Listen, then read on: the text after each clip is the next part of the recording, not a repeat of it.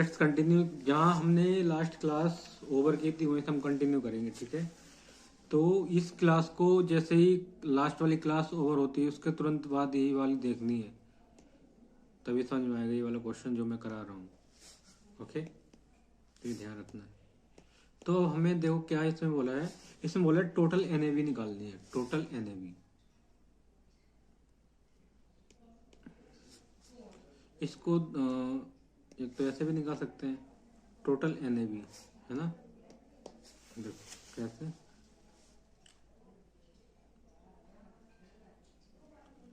इधर पर्टिकुलर्स,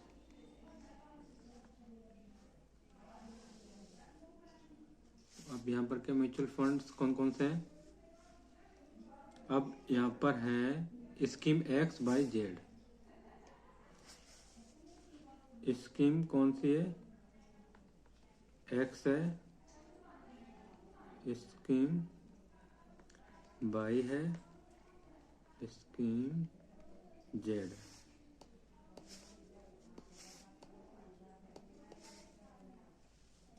और number of units हमने निकाले थे लास्ट क्लास में, ये देखो नंबर ऑफ यूनिट्स कितने हैं, 19,472.47।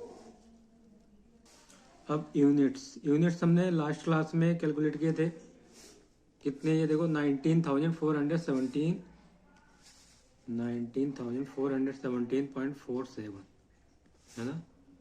और उसके बाद कितना है 39,603.96 है ना। और इसके बाद नेक्स्ट कितना है 20,000।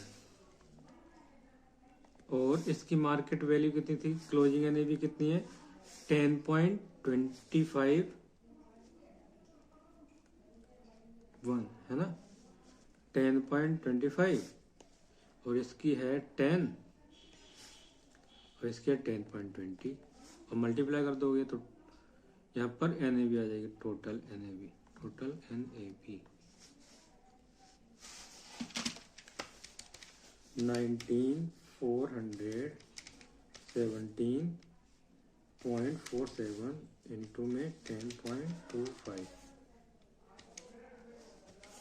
ये आएगा 1,99,029.0675, ठीक है। अब नेक्स्ट कितना है, नेक्स्ट 10 से मल्टीप्लाई करोगे तो 39,603.96 इंटू में 10, ये कितना आएगा 3,96,309.6। अब उसके बाद 20,000 इंटू में 10.2, तो ये आएगा 2,04,000। अब इसका टोटल कर दो 396,039.6 प्लस में 199,029.0675, तो टोटल कितना आ गया 7,99,068.66, ये आ गया, ठीक है। ये क्या है टोटल एनएवी। अब नेक्स्ट थर्ड पॉइंट क्या बोला है, थर्ड में बोला है क्या टोटल इल्ड निकालनी है, टोटल इल्ड बोला है, टोटल इल्ड। तो इसमें क्या होगा कैलकुलेशन ऑफ टोटल इल्ड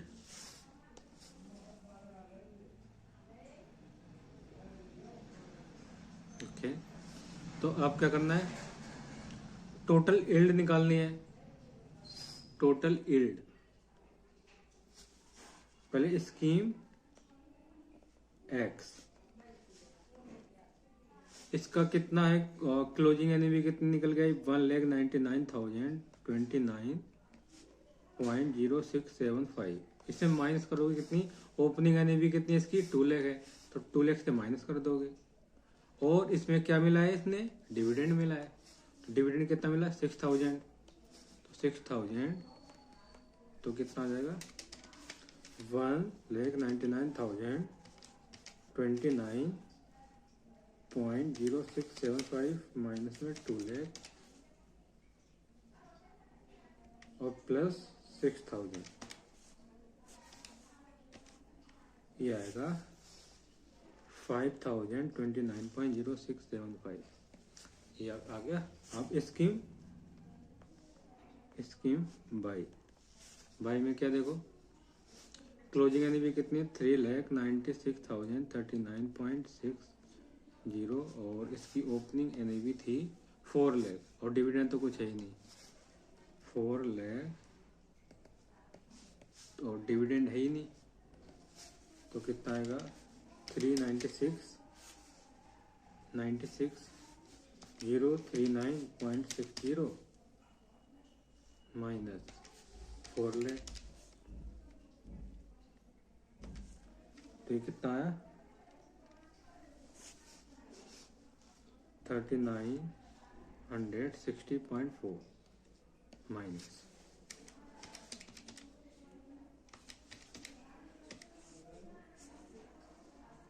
अब उसके बाद स्कीम जेड में कितना है, इसका 2,04,000 क्लोजिंग और इसकी 2 लाख इन्वेस्टमेंट थी और 50,000 का डिविडेंड है, 2 लाख प्लस में डिविडेंड कितना है 50,000, तो ये कितना हो जाएगा 54,000 आ जाएगा। ठीक है, अब क्या बोला है next, that is very important, क्या बोला है number of days investment held, number of days निकालना है कि कितने दिनों इन्होंने इन्वेस्टमेंट को हेल्ड किया है, that is main point. Okay, तो number of days investment held, holding period मतलब कितने दिनों तक होल्ड करके रखा है इन्वेस्टमेंट को, वो पीरियड निकालना है। तो उसके लिए क्या है calculation of number of days investment held, बोले तो क्या holding period, calculation of holding period, holding period निकालना है। यहाँ पर क्या आएगा scheme x scheme bye scheme Z. अब लेट्स एज्यूम करना पड़ेगा हमें कि नंबर ऑफ डेज बी है ना, let assume number of days B, यहाँ पर x मान लेते हैं, यहाँ पर y मान लेते हैं, यहाँ पर z मान लेते हैं। ठीक है, और इनिशियल इन्वेस्टमेंट कितनी है, इनिशियल इन्वेस्टमेंट दैट इज 5, यहाँ पर कितनी है दोनों तीनों की 242, 2 लाख 4 लाख 2 लाख, ये इनिशियल इन्वेस्टमेंट है। यील्ड कितनी है, यील्ड क्यों थी इन रुपीस में, अभी हमने कैलकुलेट की थी ना, अब वो निकालो कितनी है 5,029.0675 और इधर कितनी है सेकेंड की 3960.40 माइनस है ना, और उसके बाद ये 54,000। अब इसे निकालना yield in percentage, yield in percentage लिए क्या करोगे, जो टोटल यील्ड है उसको इनिशियल इन्वेस्टमेंट से डिवाइड कर दो और मल्टीप्लाई कर दो किससे 100 से, तो मतलब यहाँ पर आ गया ना 5,029.0675 डिवाइड बाय 2 लाख इंटू में 100, तो आ गया ना ये 2.51%। अब इसका करोगे 3960.4 डिवाइड बाई 4 लाख इंटू में 100 आएगा पॉइंट इंटू में इंटू नहीं करते, 100 नहीं करना है, ठीक है, इतनी करना है 0.99। इसका कर देते हैं कितना, परसेंटेज हटा देते हैं 0.99।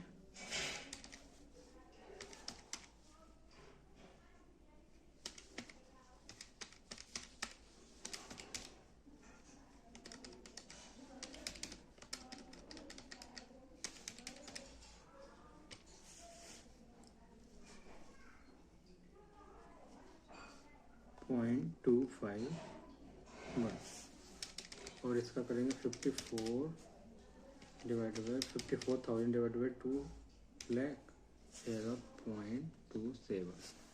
ठीक है, अब देखो यहाँ पर क्या गिवन है, परसेंटेज में भी कर सकते हैं, कोई प्रॉब्लम नहीं है। इससे हम प्रॉपर वही कर देते हैं, क्या इस कर देते हैं 2.51%, और ये कितना था, ये आएगा 0.99%, है ना।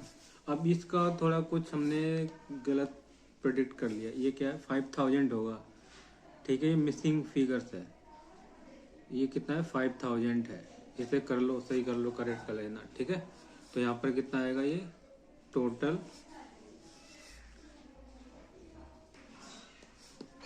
यहाँ पर आएगा 9000, तो ये सही कर लेना। इधर भी कितना आएगा, ये 9000 ही आएगा, ये कितना है 5000, ठीक है। तो अब कितना आएगा 9000 डिवाइड बाई 2 लाख इंटू में 100, ये आएगा 4.5%, 4.5%। अब तुम्हें क्या निकालना है, नंबर ऑफ डेज, इसके बाद नंबर ऑफ डेज। अब उसके लिए क्या करोगे बताओ, उसके लिए देखो, अब यहाँ पर क्या दिया, इफेक्टिव यील्ड दे रखी पर एनम, ये कब की दे रखी, पर एनम की गिवन है, ओके। तो पर एनम की कितनी है 9.6 माइनस में 11.66, ये कितना 24.15 है ना। तो अब इसमें क्या करोगे, यहाँ पर इसका फॉर्मूला बन जाएगा क्या, इफेक्टिव यील्ड अपॉन में एनुअल यील्ड, क्या दिया है, ये क्या है इफेक्टिव यील्ड पर एनम, ये कौन से आ जाए, ये पीरियड के निकल गया, ये जितने पीरियड हमने इन्वेस्टमेंट किया उसका, और एनुअल यील्ड कितनी है, annual effective yield, annual effective yield है, और इनटू में क्या करोगे, 1 ईयर में कितने डेज होते हैं 365, तो 365 आ जाएगा। तो यहाँ पर कितना आएगा देखो 2.51, और इसकी इफेक्टिव एनुअल यील्ड कितनी है 9.66, 9.66 इंटू में 365 कर दो, तो कितना आएगा 2.51 डिवाइड बाय 9.66 इंटू में 365, ये आएगा, राउंड अप करोगे तो 95 डेज आएगा, 95 डेज आ गया। अब इसका करो नेक्स्ट, इसमें 0.99 अपॉन में, इसमें माइनस में 11 पॉइंट समथिंग है, 11.66 इंटू में 365, 0.99 डिवाइड बाई 11.66 माइनस इंटू में 365, ये कितना आ गया 31 डेज, 31 डेज, 31 आ गया, ओके। अब नेक्स्ट इसका करो 4.5, और इसकी एनुअल कितनी है 24.15, 24.15 इंटू में 365, 4.5 डिवाइड बाय 24.15 इंटू में 365, इसमें आ गई 68 डेज के आसपास आ रहा है। तो ऐसे कैलकुलेट करना है, 4.5 डिवाइड बाय 24.15 इंटू में 365, ठीक है, इतनी आ रहा है। तो ये नंबर ऑफ डेज आ गया कि हमने स्कीम एक्स में जो इन्वेस्टमेंट किया तो उसको कितने पीरियड तक हमने कितने दिनों तक होल्ड करके रखा था 95 डे। वैसे ही स्कीम बाई में कितना 31 डे, स्कीम जेड में 68 डेज ऐसे निकालना था। तो अब नेक्स्ट मूव करते हैं। अब ये क्वेश्चन तो हम कर ही चुके हैं ऐसे, है ना। तो क्या है, क्या करना, पहले तो वीडियो पॉज करो, फिर आप पहले तो खुद करो इसे, मैं तो कराऊंगा वैसे भी, तो पहले खुद करोगे तो और बेटर रहेगा। इसमें क्या लिखा, मिस्टर के इन्वेस्टमेंट 3 म्यूचुअल फंड स्कीम पर detail as per detail given below. Date of investment given है, डेट ऑफ इन्वेस्टमेंट कितनी है 1 दिसंबर 2018, दिसंबर को है ना, दिसंबर जनवरी फरवरी मार्च, तो कितना हो जाएगा 4 मंथ। अब ये नवंबर को है ना, इसका देखो लास्ट पीरियड के 31 मार्च 2019, 31 मार्च 2019 है, एंड ऑफ द ईयर, मतलब कौन सा चल फाइनेंशियल ईयर चल रहा है। तो यहाँ पर क्या इसमें, तो इसमें पीरियड कितना हो जाएगा जैन फेब मार्च, और इसमें हो जाएगा 1 मंथ। अब उसके बाद क्या, अमाउंट इन्वेस्टमेंट इतना हुआ है, ये हुआ, और नेट असेट्स वैल्यू कितनी है, एंट्री डेट, एंट्री डेट का मतलब क्या है NAV 0, और डिविडेंड रिसीव हुआ है इतना 9500, 15,000, 5,000, NAV कितनी है end of the year, year के एंड में 1, NAV 1 आ गई। तो बस जैसे अभी तक हमने क्वेश्चन किए थे ये वाले, बिल्कुल ऐसे ही क्वेश्चन है ये भी, ठीक है। तो ये क्या है आपके लिए होमवर्क में है, आप खुद करोगे इसे। अब क्या लिखा है इसमें देखो, you are required to calculate effective yield on per annum basis in respect of each of 3 scheme to mister K up to 31 March 2019 taking the year considering 365 days. अब इसमें डेज के अकॉर्डिंग करेंगे, तो यहाँ पर कितने 4 मंथ में कितने डेज होंगे देखो, उसमें दिसंबर में कितने डेज होते हैं 31, और जैन में भी 31, और फेब में 28, और फिर उसके मार्च में भी 31, तो इसका मतलब कितना हो जाएगा यहाँ पर 121 डेज हो जाएगा। इसमें डेज के अकॉर्डिंग निकालना है, मंथ की जगह डेज कर देना बस, और कुछ नहीं, बाकी सेम है। और इसमें कितने हो जाएंगे 31 प्लस में 28 प्लस में 31, तो ये हो जाएंगे 90 डेज, और इसमें हो जाएंगे 31 डेज, दैट्स इट। बाकी सेम वैसे ही है जैसा अभी तक करते आए। Provide a brief comment on the course of should take for the future period. अब इसमें ऐसा बताना है, अगर आपकी बेनिफिट हो रहा है तो आपको इन्वेस्टमेंट करनी चाहिए, अगर बेनिफिट नहीं हो रहा है तो इन्वेस्टमेंट नहीं करनी चाहिए, ठीक है। ये आप खुद करोगे, मैं कराऊंगा ही नहीं। अब इसमें देखो क्या लिखा है, क्वेश्चन नंबर 18 में लिखा है, orange purchase 200 unit of oxygen mutual fund eight 45 per unit 31 December 2009 in 2010 he received ₹1 dividend and capital gain और डिस्ट्रीब्यूशन 2 पर यूनिट। कैलकुलेट करना है क्या, calculate return for the period 1 year, 1 year का निकालना है आपको। दिसंबर को इन्वेस्टमेंट की थी, है ना,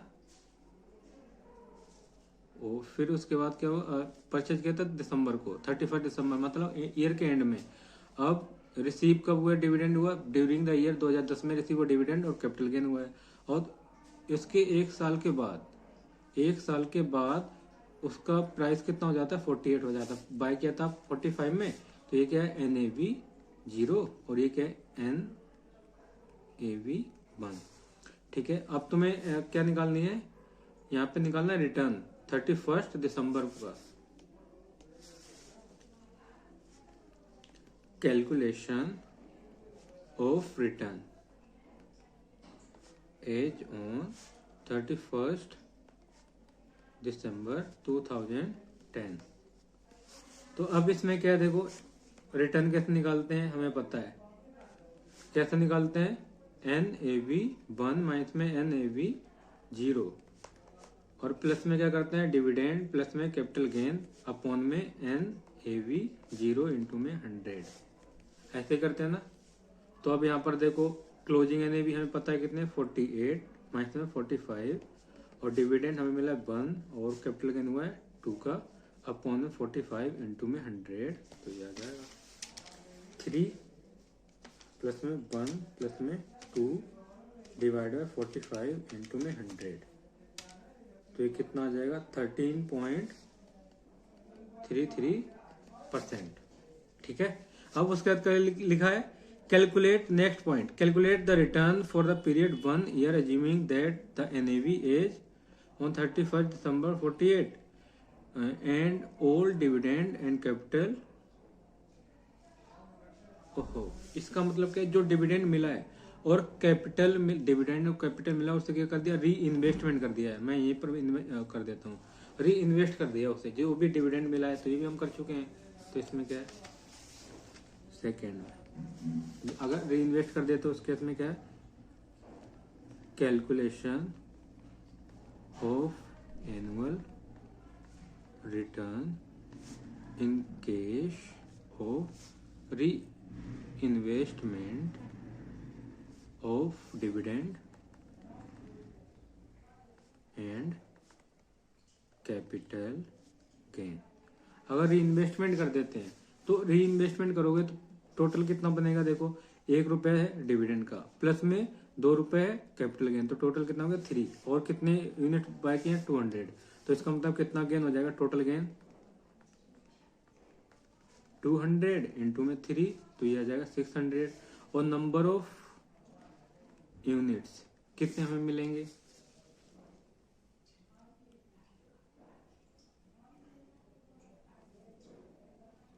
ठीक है,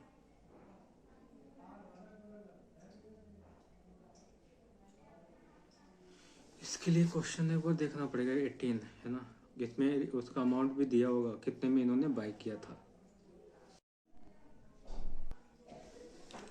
तो अब देखो इसमें क्या लिखा है, जो इन्होंने री इन्वेस्टमेंट किया है वो कितने पे किया, 46 में किया है, री इन्वेस्टमेंट किया है 46 में, तो इट मीन्स इसको 46 से डिवाइड कर दोगे तो नंबर ऑफ यूनिट्स आ जाएंगे।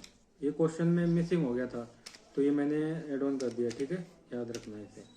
तो ये कितना आ जाएगा, तो कितने यूनिट्स हो गए 3.043, इतने टोटल यूनिट्स कितने हो जाएंगे, 200 पहले के हैं और कितने हैं 13.043, तो ये कितने आएगा 213.043। ठीक है, तो अब री इन्वेस्टमेंट कर दिया है तो अब टोटल कितना हो जाएगा, total amount end of the year कितना हो जाएगा 213.043 और वैल्यू कितनी है 48 इंटू में 48 कर दो तो ये आ जाएगा 10,226.086, 10,226। और इन्होंने 45 में बाय किया था, 45 200 इंटू में 45, ये आएगा इनिशियल इन्वेस्टमेंट कितने की है 9,000, तो कितना जाएगा 10,226.086, तो ये कितना जाएगा 1,226.086, ये आएगा गेन, इतने का प्रॉफिट हो जाएगा, है ना। तो प्रॉफिट को क्या कर दोगे तो रिटर्न आ जाएगा, क्या करोगे जो प्रॉफिट आया 1,226.086 इसको अपॉन में कर दो जितना इन्वेस्टमेंट किया है, कितने किया था बिगिनिंग में 9,000 इंटू में 100 कर दो, डिवाइड बाय 9,000 इंटू में 100, तो ये कितना हो गया 13.62%। ठीक है, तो ये था।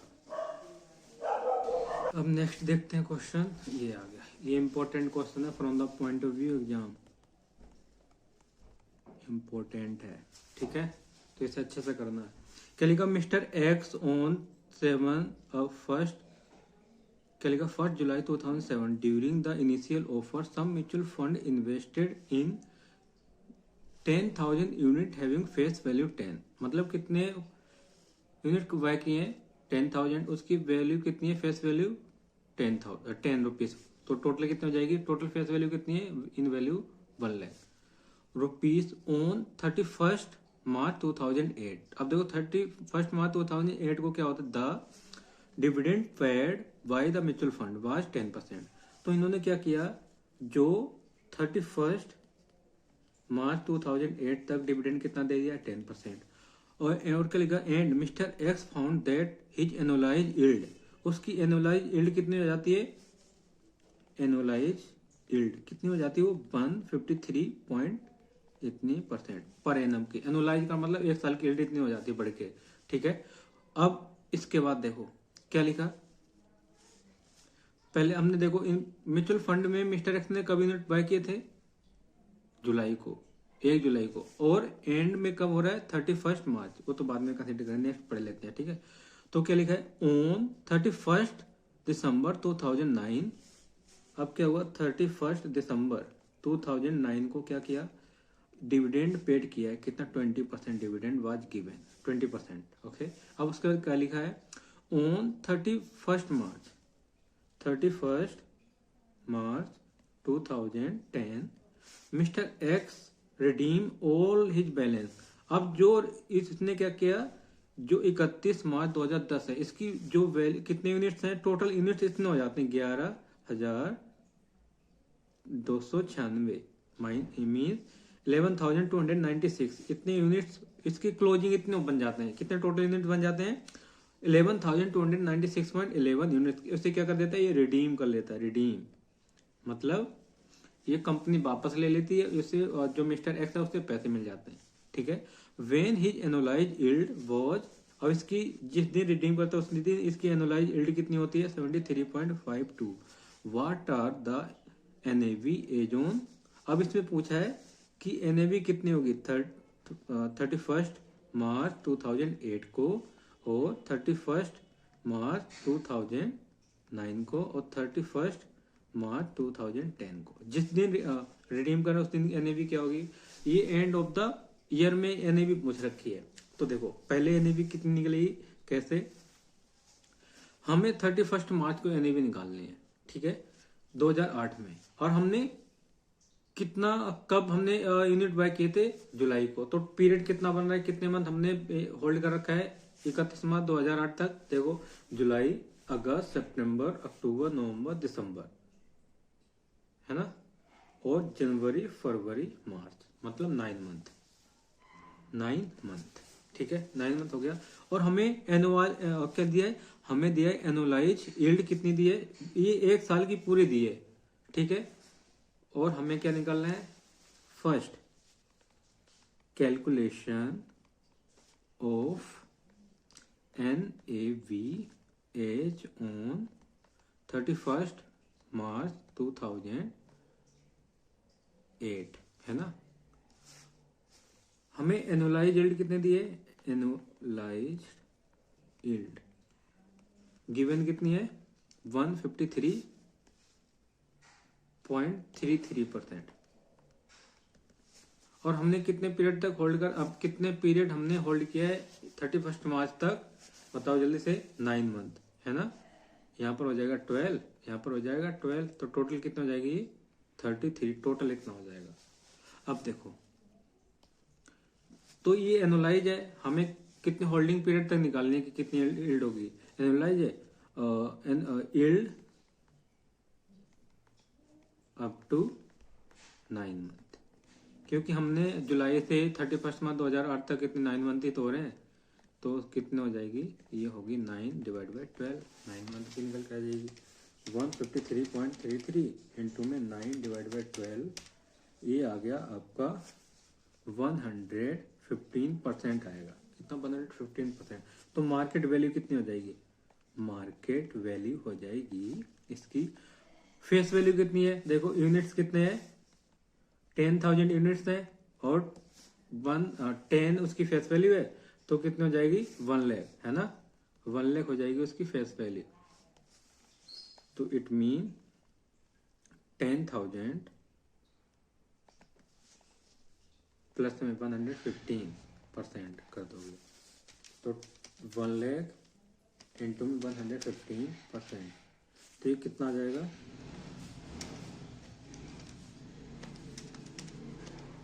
ये आएगा 2,15,000। ठीक है, 2,15,000 आ गया। अब उसके बाद क्या आएगा, देखो एनएवी निकालनी है। एनएवी, और एनएवी निकालने से पहले क्या हमने डिविडेंड कितना दिया, डिविडेंड कितना मिला है, मिस्टर एक्स को डिविडेंड मिला है 10%। और 10% जब भी डिविडेंड का रेट गिवन हो, तो डिविडेंड का रेट गिवन हो तो उस केस में जो डिविडेंड निकालेंगे किस पे निकालेंगे, फेस वैल्यू पे। तो फेस वैल्यू है 1 लाख, 1 लाख का 10% करोगे तो कितना आएगा, 10,000। ठीक है, तो यहाँ पे क्या जाएगा, 2,15,000, इसमें से 10,000 माइनस कर दोगे। अपॉन में क्या करोगे, अब नंबर ऑफ यूनिट्स को डिवाइड करोगे तभी तो एनएवी आएगी। तो नंबर ऑफ यूनिट्स कितने थे, 10,000 दिए थे, ये देखो। ठीक है, तो कितना आ जाएगा, 2,05,000 डिवाइड बाय 10,000, तो ये आएगा 20.50। ठीक है, अब इसमें क्या हुआ, जो इन्हें डिविडेंड मिला है उसे क्या कर दिया इन्होंने, री इन्वेस्टमेंट कर दिया। क्वेश्चन में गिवन नहीं है लेकिन हमें एज्यूम करके चलना है यहाँ पर कि जो डिविडेंड मिला उसे क्या कर दिया है, री इन्वेस्टमेंट किया है।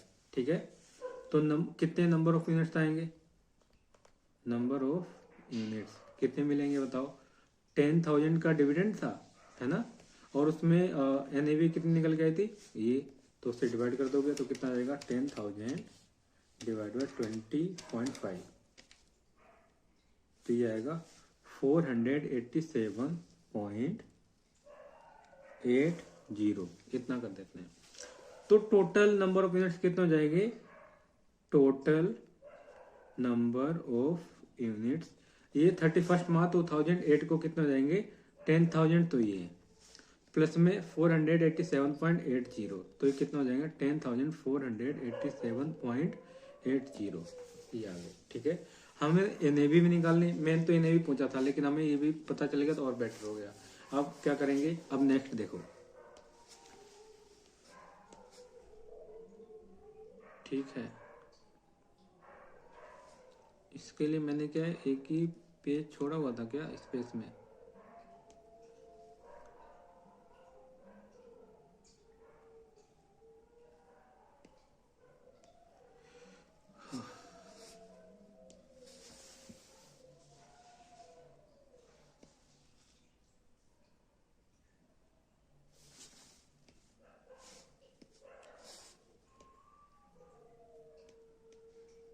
अब देखो यहाँ पर इसमें क्या होगा,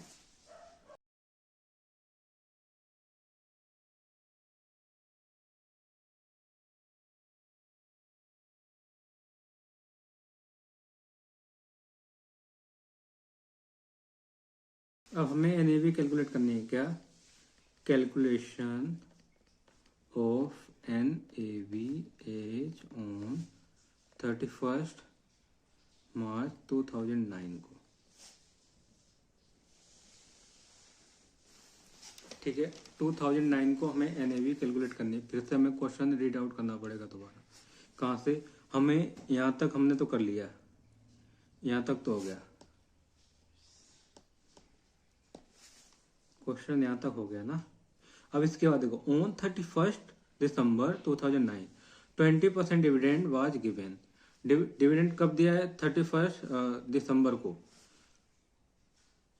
on 31 March 2010 mister x redeem all his balance. ठीक है, तो इन्होंने क्या किया, डिविडेंड पेड किया है। कब, डिविडेंड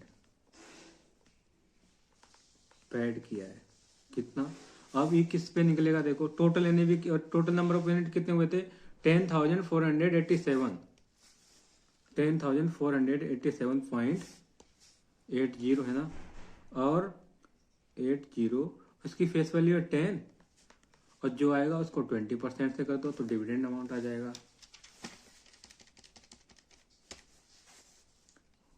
10,487.8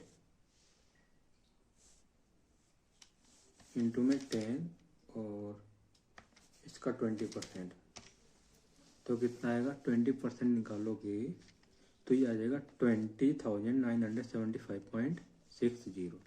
अब देखो क्या, इन्होंने क्या किया, जो 31 मार्च इन्होंने जो कितना है यूनिट्स हिंट दिया है क्या, 11,296.11 यूनिट्स को क्या कर दिया इन्होंने, रिडीम कर दिया है। मतलब यहाँ पर टोटल यूनिट दे रखे हैं, तो हमें पता चल जाएगा जब टोटल यूनिट दे रखे हैं कितने, रिडीम कितने की है, रिडीम 11,296.11 ठीक है।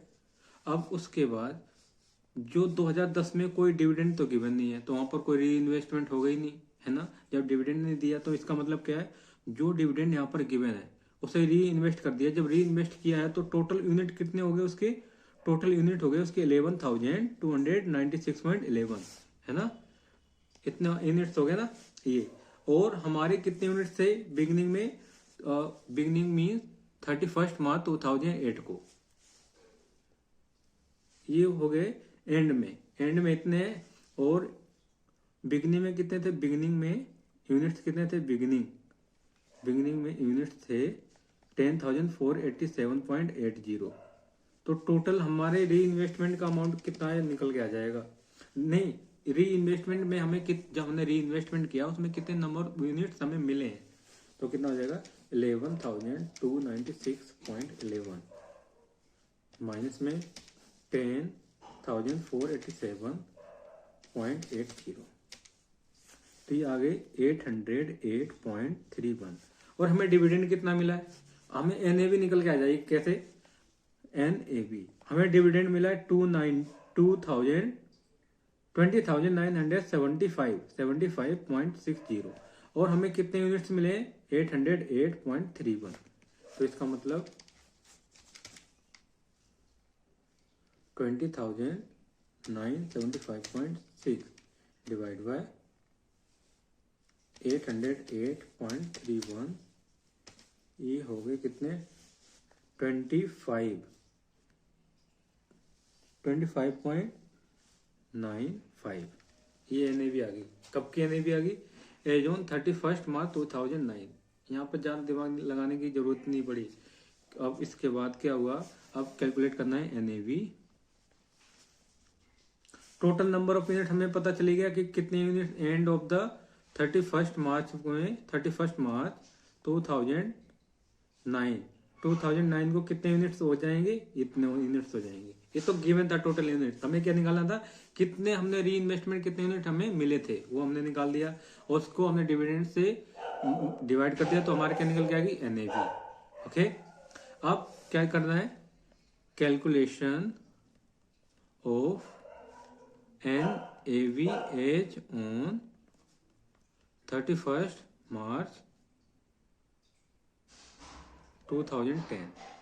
अब इसमें कैसे करोगे, अब देखो इसमें इन्होंने क्या बोला है, एनुअलाइज यील्ड।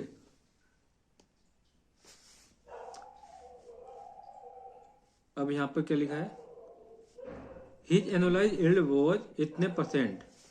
अब इसमें जो 2010 में जो इसकी एनुअलाइज यील्ड है कितनी बढ़ेगी, और बढ़ी है 73.52%। तो इट मीन्स 1 लाख, ठीक है 1 लाख।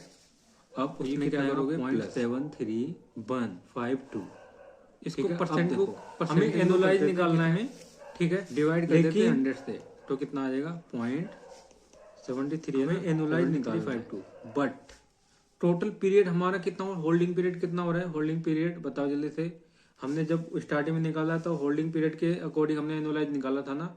अब हमें एनुअलाइज निकालना है तो यहाँ पर कितना टोटल बन रहा है पीरियड, ये टोटल करना है, तो कितना हो रहा है 33 मंथ, 33 डिवाइड बाय 12 करोगे, ठीक है। और उसको क्या करना है, डिवाइड कर दोगे किससे, उसको डिवाइड कर दोगे नंबर ऑफ यूनिट्स कितने थे बताओ, 11,000 ये वाले 296.11 है ना। तो एनएवी आ जाएगी आपकी। तो इसका मतलब पहले क्या करना है, पहले इस पोर्शन को सोल्व करो, इसको 0.7352 इंटू में 33 डिवाइड बाय 12 प्लस में 1 इंटू में 1 लाख डिवाइड बाय 11,296.11। तो तो NAV कितनी निकल के आ रही है 26.75 NAV नेट एनुअल वैल्यू। बस यहाँ पर इतना करना था। आ गया समझ में? तो ये था क्वेश्चन। अब ये क्वेश्चन तो अभी नहीं कराऊंगा। इसके बाद एक और क्वेश्चन था जो मैं तुम्हें होमवर्क में दूंगा, वो बिल्कुल सेम ऐसे ही क्वेश्चन है। अगर कोई भी चीज इस क्वेश्चन में समझ नहीं आए तो पूछ सकते हो कमेंट में जाके, ठीक है? आपको रिप्लाई मिलेगा। और ये इंपॉर्टेंट क्वेश्चन है तो अच्छे से करना है। अब इसके बाद जितने भी क्वेश्चन कराऊंगा सारे इंपॉर्टेंट होंगे from the point of view exam, तो अच्छे से करना है, ठीक है? अब ये क्वेश्चन नंबर 20 है। 8.20 को क्या करना है, इसको स्क्रीनशॉट ले लो जो मैं भी दिखा रहा हूँ, ठीक है? ये आपके लिए होमवर्क में है, इसी को आपको करना है। ओके, ये करना है। अगर कोई चीज भी समझ नहीं आती है तो पूछ सकते हो आप, ठीक है? पूछना भी है। जब तक पूछोगे नहीं तो पता कैसे चलेगा आप कर रहे हो सही या गलत कर रहे हो, है ना? जब करोगे तो डाउट्स भी आएंगे ऑफकोर्स। अगर कोई चीज यहाँ पर समझ नहीं आती इस क्वेश्चन में तो आप कमेंट के थ्रू पूछ सकते हो। Okay, so I think it is enough for today. In next class we will continue mutual fund. Okay, तो हम नेक्स्ट क्लास में हम म्यूचुअल फंड को कंटिन्यू रखेंगे और उसमें हम पढ़ेंगे और कुछ और चीज़ें, एडवांस के क्वेश्चंस करेंगे। जैसे ये आ गया, इसमें क्या है, इसमें 3 ऑप्शंस हैं। एक है डिविडेंड, अगर डिविडेंड मिलता है, और बोनस मिलता है, और ये प्लान 3 प्लान है, ठीक है? तो बोनस तो कौन सा ऑप्शन बेटर रहेगा जिसमें हमें सबसे ज़्यादा रिटर्न मिलेगा, वही वाला ऑप्शन हम अडोप्ट करेंगे। ओके, तो वो हम कल सीखेंगे, ये वाला क्वेश्चन करेंगे करना।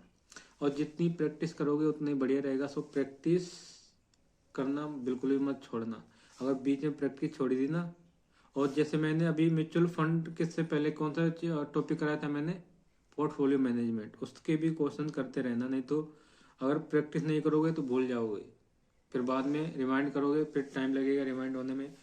तो नोट्स भी बनाते चलो, है ना? जब नोट्स बनाओगे ना तो और बेटर रहेगा आपके लिए, साइड बाय साइड नोट्स बनाओगे तो जब लास्ट मोमेंट में जब एग्जाम होगा उससे एक दिन पहले जब देखोगे तो हाँ, वो सिर्फ नोट्स को देखना है उस टाइम पर, क्योंकि पूरे कंसेप्ट तो आप देख ही नहीं पाओगे ना।